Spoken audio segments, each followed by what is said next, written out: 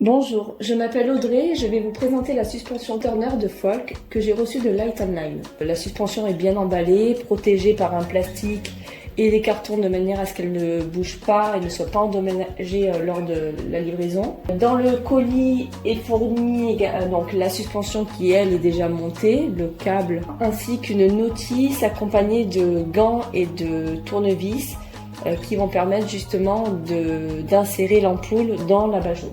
La suspension est composée d'une rosace de plafond en métal noir, d'un câble d'alimentation textile noir d'une longueur de 3 mètres et d'un abat-jour en tissu blanc effet cocon de 50 cm de diamètre. L'ampoule, elle n'est pas fournie. Il faut donc prévoir une ampoule de 15 watts E27 à visser. Donc après on reste sur une installation classique de suspension au plafond.